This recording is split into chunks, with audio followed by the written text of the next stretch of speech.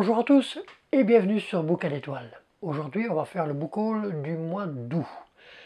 Même si je tourne cette vidéo, on est le 25 août, donc il reste encore à peu près une petite semaine avant la fin du mois, mais je ne ferai plus d'achats.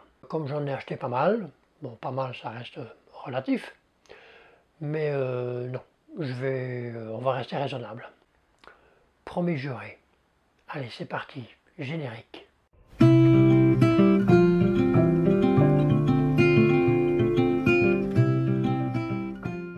Bon, quelque part, je suis pas mal fier de moi parce que je vais dire sur, attendez que je compte, 1, 2, 3, 4, 5, 6, 7, 8, 9.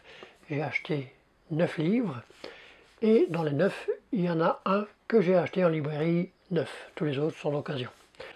Donc nous avons tout d'abord le premier livre de ce book haul du mois d'août, La fille du train de Paula Hawkins. C'est un roman policier où va se mêler thriller, suspense, de la psychologie aussi.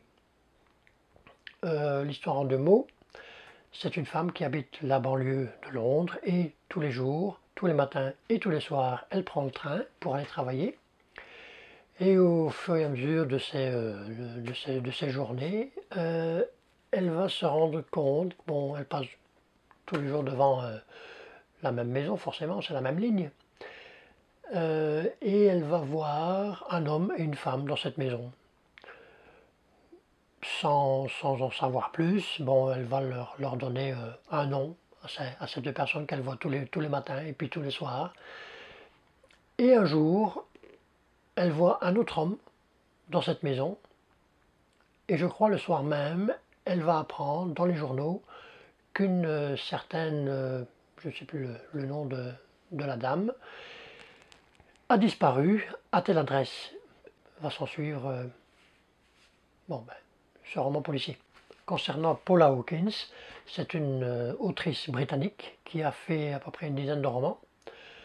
Ses 4-5 premiers romans, elle les a fait sous un pseudonyme de Amy Silver. C'était des romans plus romantiques. Et puis elle a commencé à faire des romans policiers. Et là sur son vrai nom de Paula Hawkins.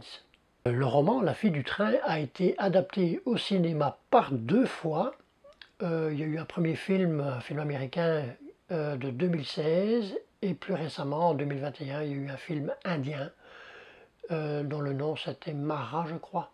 Le premier film c'était donc La fille du train, film américain, et puis le deuxième Mara, la fille du train, qui est un film indien. Donc la seconde acquisition de ce mois d'août, et là on va essayer de ne pas trop écorcher le nom, c'est Snjór de Ragnar Jónasson.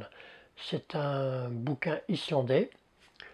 La traduction a été faite directement de l'anglais, donc via, de l'islandais à l'anglais, de l'anglais au français.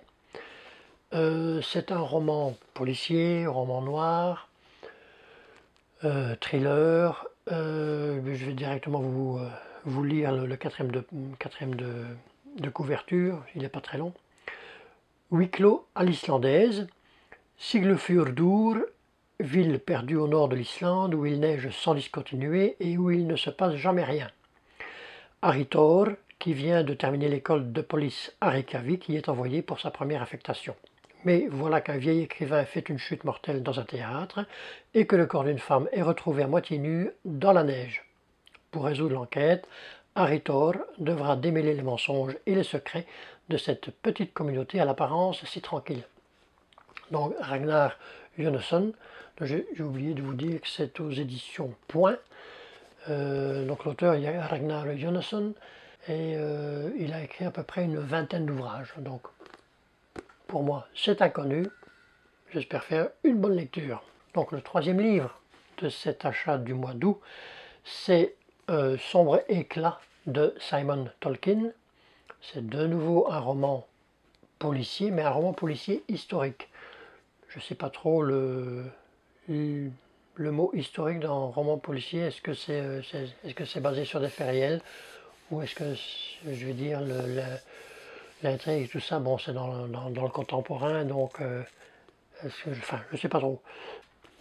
Donc, l'histoire en 2 mots, c'est David qui est fou amoureux de Katia, mais qui elle l'est un peu moins vu que il y a un 3e larron qui arrive, et donc ce David va assassiner son rival. Il va aller en prison. 2 ans après, il s'évade de prison pour aller retrouver cette fameuse Katia. Oui, où il va retrouver Katia, on la retrouve assassinée, et donc va s'en suivre une enquête qui est faite par qui est faite Trave. Dans les cendres, c'est ça, donc dans les cendres de la Seconde Guerre mondiale, Trave serait-il sur le point de mettre au jour des vérités qui dérangent. Donc voilà. Donc Simon Tolkien est le petit-fils de J.R.R. Tolkien, et donc le fils aîné de Christopher Tolkien. Donc le 4e livre, pour ce book haul du mois d'août, nous avons Le fabuleux destin d'une vache qui ne voulait pas finir en steak haché de David de Saphir ou Safier aux éditions Pocket. Alors, de quoi ça parle?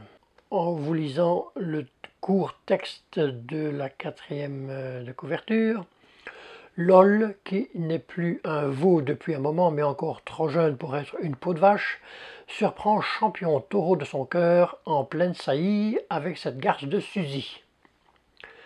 Ça promet, son cœur et ses 3 estomacs en sont retournés. Et tout va naturellement de mal en pis puisque le fermier a décidé de vendre le troupeau à l'abattoir pour en faire du steak. LOL a un cœur tendre, mais elle n'a pas vraiment envie de vérifier qu'il en est de même de sa bavette. Elle décide donc, avec ses joyeux comparses, de s'échapper vers l'Inde où les vaches, paraît-il, sont sacrées. Ça doit être tout un programme. Donc ici, je crois que ça va être, en ayant lu un peu sur Babelio et puis sur Booknotes, c'est un bouquin qui aura pas mal d'humour dedans, qui va nous faire voyager et qui est en même temps, je crois, une certaine prise de conscience, même si l'actrice principale est une vache. Donc David Saphir ou Safier est un auteur allemand. Il n'est pas à son coup d'essai concernant des romans dits humoristiques. Il y a eu Maudit Karma et Sort de ce corps William.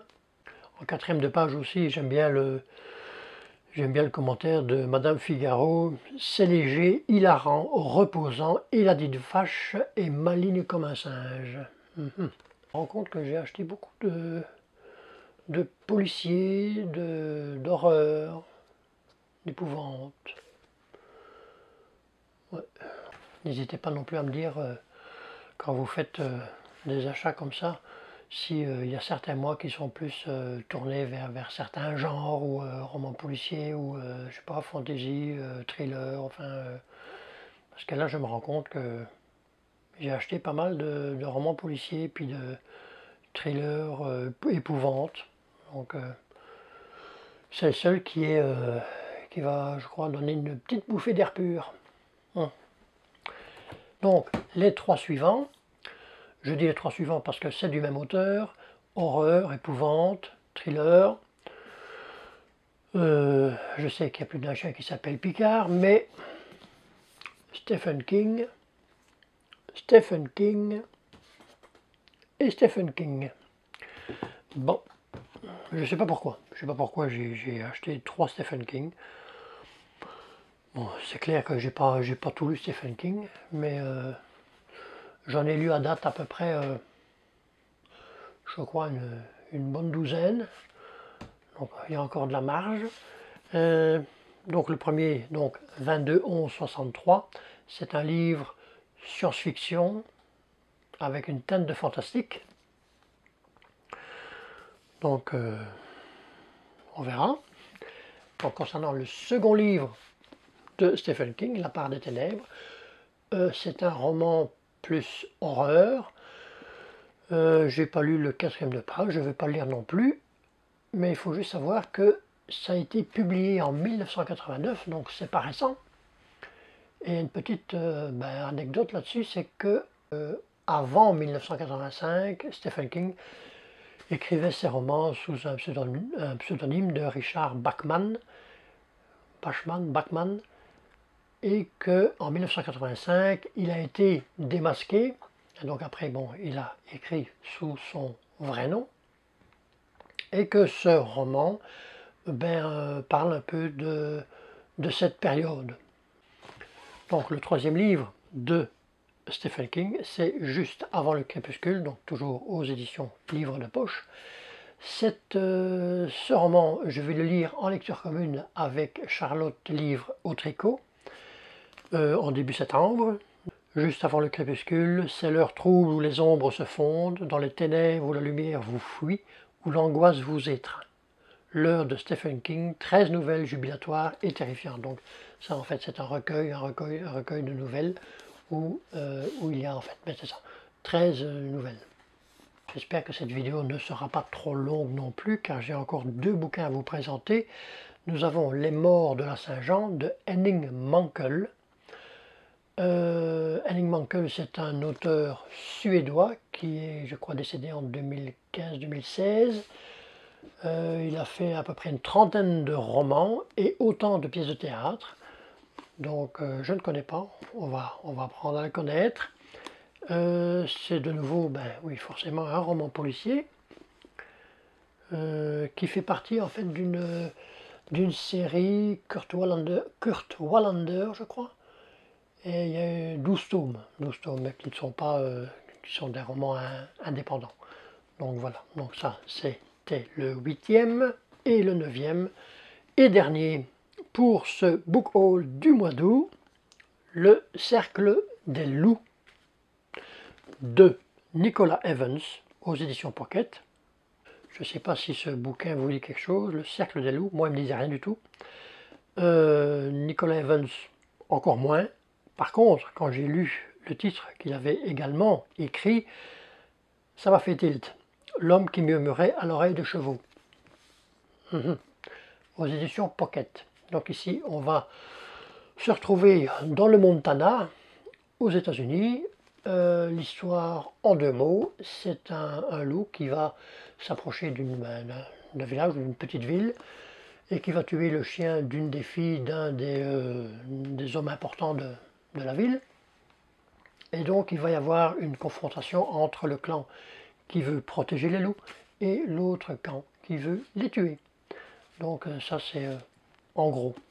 Nicolas Evans, bon, c'est un homme aux multifacettes. C'est un auteur, écrivain, cinéaste, scénariste, producteur de cinéma, donc bon.